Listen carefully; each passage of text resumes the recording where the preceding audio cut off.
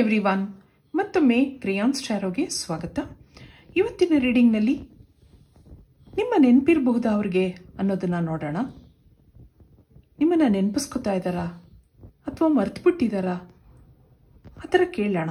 ಇದೊಂದು candle wax reading ಆಗಿರುತ್ತೆ, ಹಾಗೆ ಕಲೆಕ್ಟಿವ್ ಎನರ್ಜಿನಲ್ಲಿ ಇರುತ್ತೆ. ನಂಗೆ ಯಾರ್ಯಾರು ಸಬ್ಸ್ಕ್ರೈಬ್ ಮಾಡ್ತಾ ಇದ್ದೀರಾ, ಕಮೆಂಟ್ಸ್ ಮಾಡ್ತಾ ಇದ್ದೀರಾ, I am thankful to you. ಈಗ ಏನು ರೀಡಿಂಗ್ ಬರುತ್ತೆ ನೋಡೋಣ. ಒಂದು ನಿಮಿಷ ಆ ದೇವ್ರನ್ನ ನೆನೆಸ್ಕೊಳ್ಳಿ, ನಿಮ್ಮ ಮನಸ್ಸಲ್ಲಿರೋ ವ್ಯಕ್ತಿನ ನೆನೆಸ್ಕೊಳ್ಳಿ. ಹಾಗೆ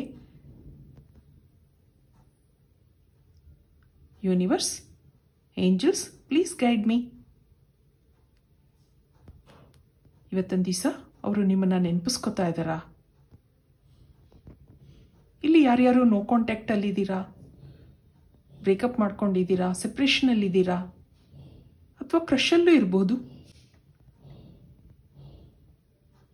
ಅವ್ರಿಗೆ ಅನ್ವಯಿಸುತ್ತೆ ಇದು. ಇದೆಲ್ಲ ಏನು ಹೇಳ್ತಾ ಇದೆ ನೋಡೋಣ. ಇಲ್ಲೇನೋ ಕನ್ಫ್ಯೂಷನ್ಸ್ ಕಾಣ್ತಾ ಇದೆ. ಪ್ರೀತಿ ಇದೆ, ಫ್ರೆಂಡ್ಶಿಪ್ ಇದೆ, ಆದರೆ ಫ್ಯೂಚರ್ ಬಗ್ಗೆ, ಈ ಫ್ರೆಂಡ್ಶಿಪ್ ಬಗ್ಗೆ ಕನ್ಫ್ಯೂಷನಲ್ಲಿ ಇದ್ದೀರಾ ನೀವು. ನಿಮಗೆ ಅಂಥ ನಂಬಿಕೆ ಕಾಣ್ತಾ ಇಲ್ಲ.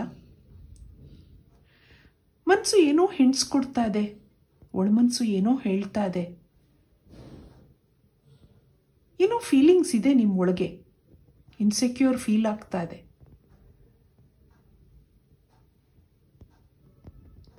ನಿಮಗೆ ಅವರು ಅಂಥ ಅಟೆನ್ಷನ್ ಕೊಡ್ತಾ ಇಲ್ಲ ಆ ಥರ ಅನ್ನಿಸ್ತಾ ಇದೆ ನಿಮಗೆ. ನಿಮ್ಮನ್ನು ಅವ್ರು ಇಷ್ಟಪಟ್ಟಿದ್ದಾರೆ ಅಂತ ಗೊತ್ತು, ಆದರೆ ನಿಮಗೆ ಅಂಥ ಅಟೆನ್ಷನ್ ಕೊಡ್ತಾ ಇಲ್ಲ, ನನ್ನನ್ನು ಉದಾಸೀನ ಮಾಡ್ತಾ ಇದ್ದಾರೆ ಆ ಥರ ನಿಮಗೆ ಅನ್ನಿಸ್ತಾ ಇದೆ. ಇಲ್ಲಿ ನೋ ಕಾಂಟ್ಯಾಕ್ಟಲ್ಲಿದ್ದೀರಾ, ತುಂಬ ದಿವಸದಿಂದ ಮೌನವಾಗಿದ್ದಾರೆ.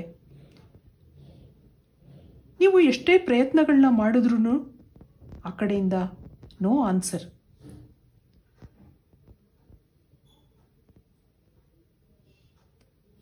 ಶುರುನಲ್ಲಿದ್ದ ಪ್ರೀತಿ ಈಗ ಇಲ್ಲ ಅಂತ ಅನ್ನಿಸ್ತಾ ಇದೆ ನಿಮಗೆ. ನೀವೊಂದು ಅಟ್ಯಾಚ್ಮೆಂಟ್ ಬೆಳೆಸ್ಕೊಂಡಿದ್ದೀರಾ, ಯಾರನ್ನೂ ಮನಸ್ಸಿಗೆ ಅಷ್ಟೊಂದು ಹಚ್ಕೊಂಡಿರಲಿಲ್ಲ, ಆದರೆ ಈ ವ್ಯಕ್ತಿನ ಮರೆಯೋಕ್ಕಾಗ್ತಾ ಇಲ್ಲ ನಿಮ್ಮ ಕೈನಲ್ಲಿ. ಇಬ್ಬರಲ್ಲೂ ಕೆಲವು ವಿಷಯಗಳಿಗೆ ಮಾತುಕತೆ ಆಗಿದೆ ಆ ಥರ ಅನ್ನಿಸ್ತಾ ಇದೆ. ಡಿಫ್ರೆನ್ಸಸ್ ಆಫ್ ಒಪಿನಿಯನ್ ಇದೆ.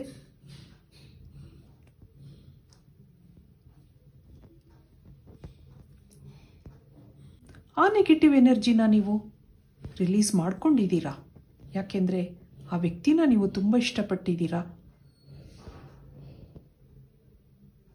ನಿಮಗೆ ಆ ವ್ಯಕ್ತಿ ಬೇಕು ಅಷ್ಟೇ.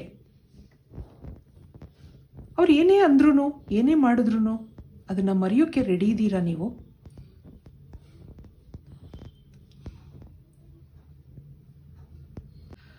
ಆ ಕಡೆಯಿಂದ ತುಂಬ ದಿನದಿಂದ ರೆಸ್ಪಾನ್ಸ್ ಇಲ್ಲ, ಅದು ನಿಮಗೆ ತುಂಬ ಯೋಚನೆ ಆಗಿದೆ. ಆ ವ್ಯಕ್ತಿನ ಬಿಟ್ಕೊಡೋಕ್ಕೆ ಇಷ್ಟ ಆಗ್ತಾ ಇಲ್ಲ ನಿಮಗೆ. ನಾನೇನಾದರೂ ಹರ್ಟ್ ಮಾಡಿದ್ದೀನಾ, ಅಥವಾ ನಿಜವಾಗ್ಲೂ ಅವರು ಬ್ಯುಸಿನಾ, ಇನ್ಯಾರೋ ಅವ್ರ ಲೈಫಲ್ಲಿ ಇರ್ಬೋದಾ ಅನ್ನೋ ಅನುಮಾನಗಳು ಸಾಕಷ್ಟು ಇದ್ರೂ ನೋ ನೋ ಅಂತ ಅನ್ನಿಸ್ತಾ ಇದೆ. ಸಾಕಷ್ಟು ನಂಬಿದ್ದೀರಾ ಅವರನ್ನ. ಇಲ್ಲಿ ಅವರು ಯಾಕೆ ಮೌನ ಆಗಿದ್ದಾರೆ ಅನ್ನೋದನ್ನ ನೋಡೋಣ. ಇಲ್ಲಿ ಅವ್ರಿಗೊಂದು ಬ್ರೇಕ್ ಬೇಕು ಅಂತ ಅನ್ನಿಸಿದೆ. ನಿಮ್ಮಿಂದ ಮೌನವಾಗಿದ್ರೂ ನಿಮ್ಮ ನೆನಪಿದೆ ಅವ್ರಿಗೆ. ಸರ್ಕಲ್ ಸರ್ಕಲ್ ಬರ್ತಾ ಇದೆ. ಎಲ್ಲಿ ಹೋದ್ರೂ ನಿಮ್ಮ ನೆನಪಿದೆ. ನಿಮ್ಮಿಂದ ಸ್ವಲ್ಪ ದಿನ ದೂರ ಇರಬೇಕು ಅಂತ ಅನಿಸಿದೆ.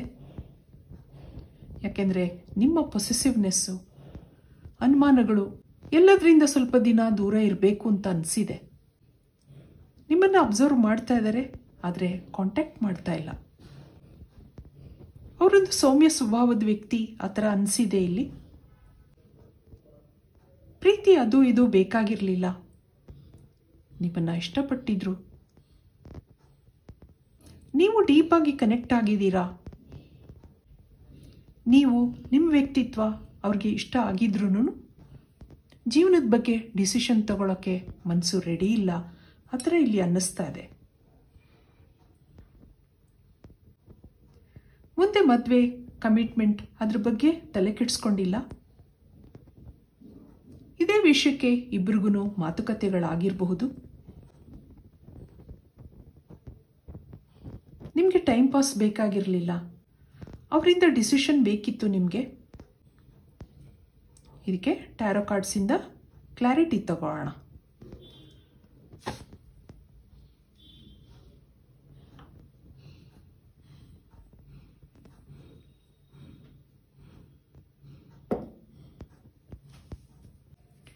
ಟ್ಯಾರೋ ಕಾರ್ಡ್ಸಿಂದ ಏನು ಬರುತ್ತೆ?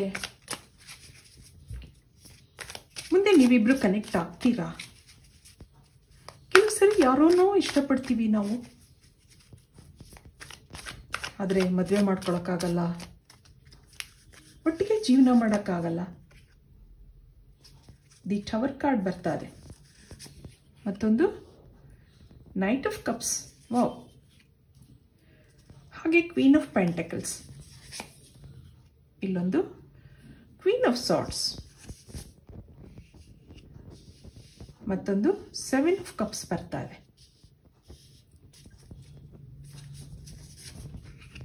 ಇಲ್ಲೊಂದು ನೈಟ್ ಆಫ್ ಪೆಂಟಕಲ್ಸ್,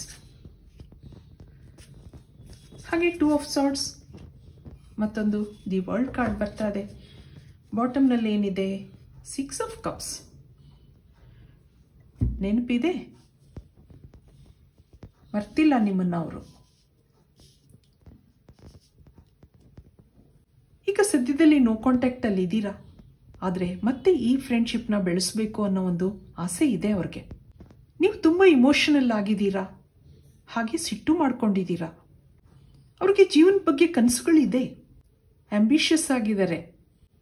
ಅವ್ರ ಕೆರಿಯರ್ ಆಗಿರಬಹುದು ಅಥವಾ ಬಿಸ್ನೆಸ್ ಇರಬಹುದು, ಅದ್ರ ಕಡೆ ಹೆಚ್ಚು ಗಮನ ಇದೆ. ಇನ್ನು ಮದುವೆ ಬಗ್ಗೆ ತಲೆ ಕೆಡಿಸ್ಕೊಂಡಿಲ್ಲ, ಆ ಥರ ಇಲ್ಲಿ ಅನ್ನಿಸ್ತಾ ಇದೆ.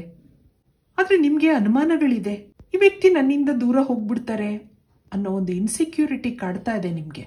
ಯಾಕೆಂದರೆ ಇಲ್ಲೊಂದು ಪೊಸೆಸಿವ್ನೆಸ್ ಇದೆ. ಇಷ್ಟಪಟ್ಟಿದ್ದೀರಾ ತುಂಬ, ನನ್ನಿಂದ ದೂರ ಹೋಗ್ತಾರೆ ಅನ್ನೋ ಒಂದು ಹೆದರಿಕೆ ಇದೆ ನಿಮಗೆ. ಆದರೆ ಮುಂದೆ ನೀವಿಬ್ರು ಕನೆಕ್ಟ್ ಆಗ್ತೀರಾ?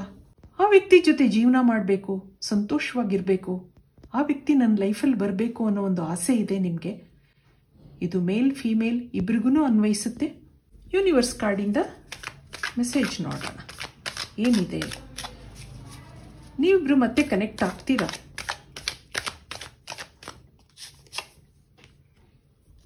ರೀಬರ್ತ್ ನೋಡಿ, ಮತ್ತೊಂದು ಇನ್ನರ್ ವಾಯ್ಸ್, ಹಾಗೆ ಟೋಟಾಲಿಟಿ. ಇಲ್ಲಿ ರೈಟ್ನೆಸ್ ಬರ್ತಾ ಇದೆ ಬಾಟಮ್ನಲ್ಲಿ. ಇಲ್ಲೊಂದು ರೀಬರ್ತ್ ಇದೆ. ಮತ್ತೆ ನ್ಯೂ ಟರ್ನ್ ತಗೊಳುತ್ತೆ ನಿಮ್ಮ ಲೈಫು. ಅವರು ಮತ್ತೆ ನಿಮ್ಮ ಜೀವನಕ್ಕೆ ಎಂಟರ್ ಆಗ್ತಾರೆ. ಸದ್ಯದ ಪರಿಸ್ಥಿತಿನಲ್ಲಿ ಡಿಸಿಷನ್ ತಗೊಳ್ಳೋ ಮೂಡಿಲ್ಲ, ಆದರೆ ಕೊನೆಯಲ್ಲಿ ನಿಮ್ಮ ಜೊತೆ ಇರ್ತಾರೆ ಅವರು ಅನ್ನೋದಿದೆ. ಜೀವನ ಪೂರ್ತಿ ನಿಮ್ಮ ಜೊತೆ ಇರ್ತಾರೆ. ರೈಪ್ನೆಸ್, ಆ ಟೈಮ್ ಬರಬೇಕು ಅನ್ನೋದಿದೆ. ಇದಕ್ಕೆ ಫೈನಲ್ ಆಗಿ ಒಂದೇ ಒಂದು ಮೆಸೇಜ್ ನೋಡೋಣ ಏನಿದೆ ಅಂತ.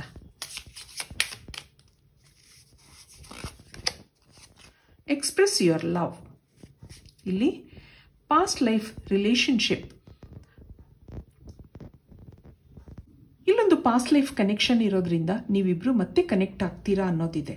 ಇದು ಇವತ್ತಿನ ರೀಡಿಂಗ್ ಆಗಿರುತ್ತೆ. ನನ್ನ ರೀಡಿಂಗ್ ಇಷ್ಟ ಆಗಿದ್ರೆ please like, share and subscribe. Thank you for watching. Have a nice time.